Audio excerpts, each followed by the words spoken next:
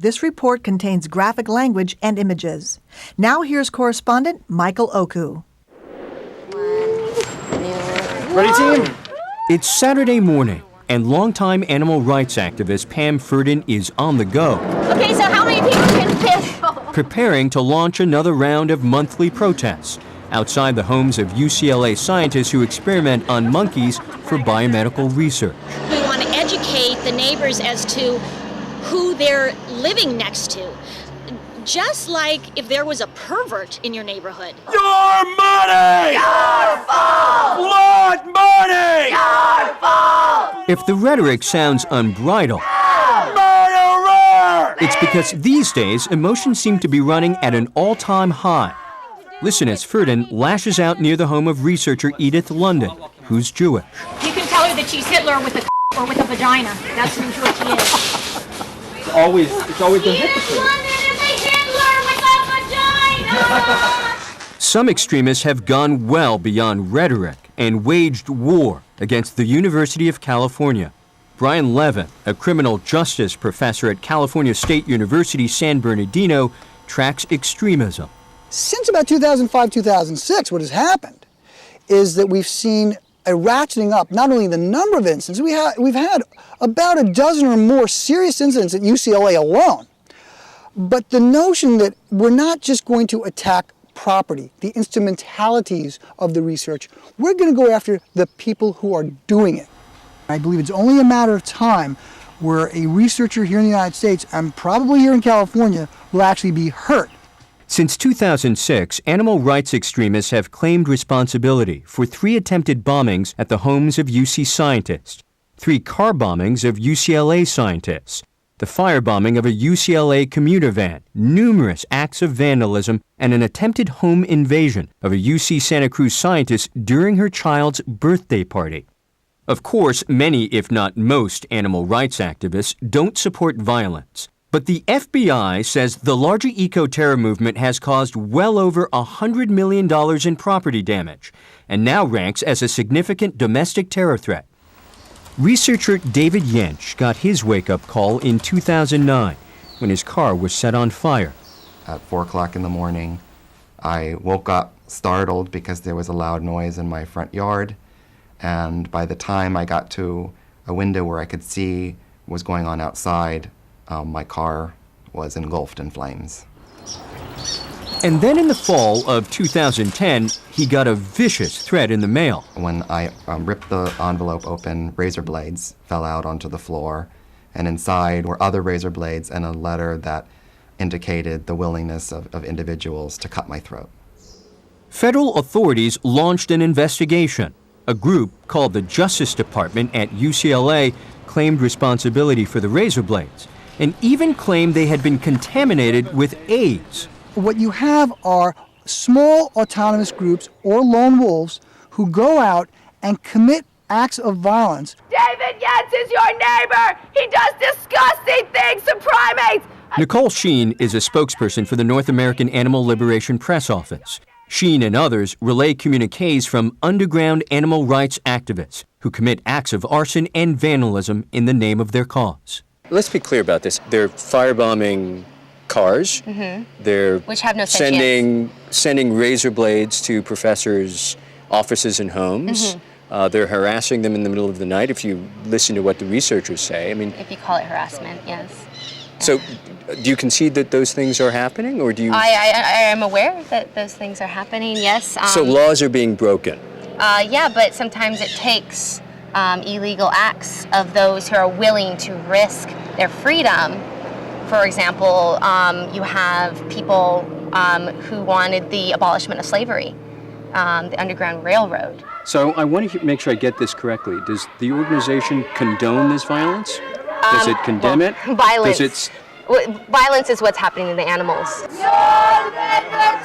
To be clear, Sheen claims she doesn't know the identities of the extremists or have knowledge of their crimes before they're committed. But she believes she has an inkling why those razor blades were mailed to David Yench.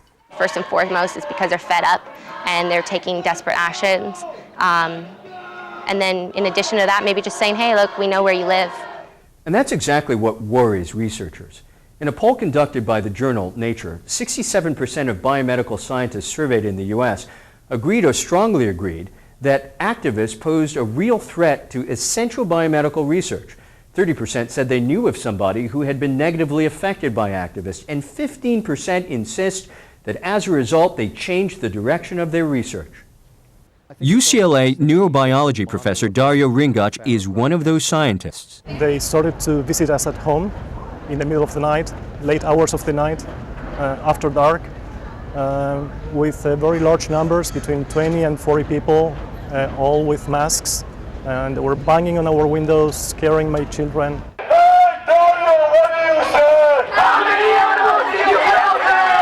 Ringac, who was studying the visual cortex of monkeys, says he decided his family was more important than his research.